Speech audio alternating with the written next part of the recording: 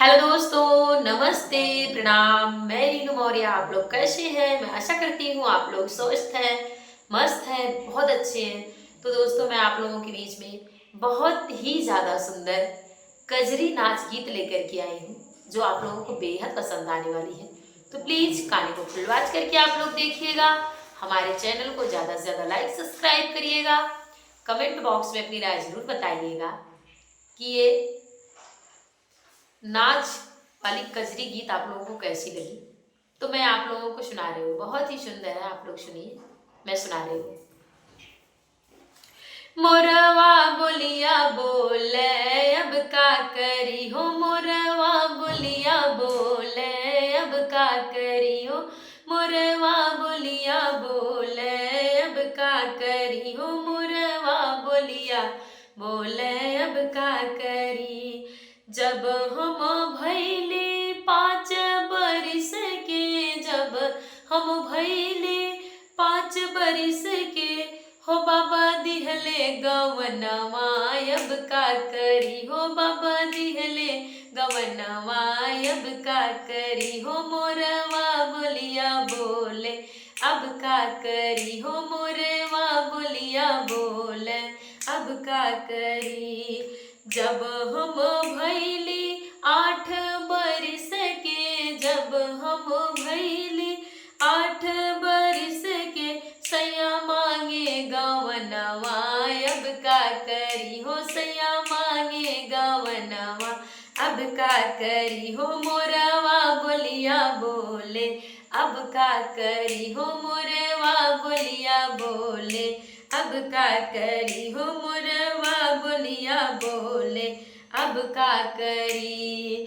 जब हम भैली 12 बरिस के, जब हम भैली 12 बरिस के, हो बाबा दिहले गवनवा अब का करी हो, बाबा दिहले गवनवा अब का करी हो, मोरवा बोलिया बोले अब का करी हो, मोरवा बोलिया बोले अब का करी हो, मोरवा बोलिया बोले अब का करी। जब हम भैली 16 बरिस के, जब हम भैली 16 बरिस के, सैया लाए सावतिया अब का करी हो, सैया लाए सावतिया अब का करी हो, मोरवा बोलिया बोले अब का करी हो, मोरवा बोलिया बोले अब का करी हो, मोरवा बोलिया बोले अब का करी। दे दो तू मोरे सासू छुड़िया कटरिया, दे दे तू मोरे सासू छुड़िया कटरिया, तज दे बयापन परनवा अब का करी हो, तज दे बई परनवा अब का करी, मोरवा बोलिया बोले अब का करी हो, मोरवा बोलिया बोले अब का करी हो, मोरवा बोलिया बोले अब का करी। काही का मुरे बहु तजबु तू परनवा, काही का मुरे बहु तजबु तू परनवा, चली जा तू ही नहीं हरे अब का करी हो, चली जा तू ही नहीं है अब का करी हो, चली जा तू ही नहीं है अब का करी हो, मोरवा बोलिया बोले अब का करी हो, मोरवा बोलिया बोले अब का करी।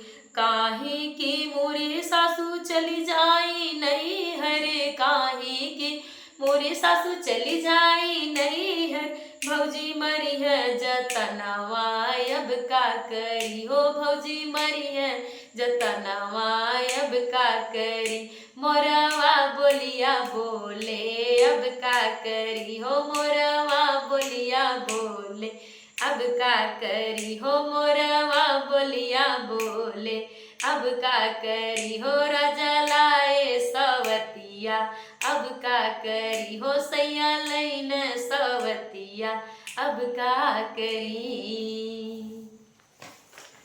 तो हमारे दोस्तों ये गीत कैसा लगा, हमें आशा है कि ये गीत आप लोगों को पसंद आएगी, बेहद पसंद आएगी। और जो है मेरी रिक्वेस्ट है आप लोगों से छोटी सी कि हमारे चैनल को आप लोग सब्सक्राइब करिए और सपोर्ट करिए। हमारा गीत कैसा लगता है कमेंट बॉक्स में बताइए।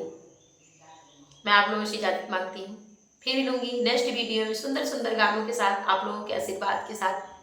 तब तक के लिए आप लोगों को तहे दिल से प्रणाम करती हूँ, स्वागत अभिनंदन करती हूँ।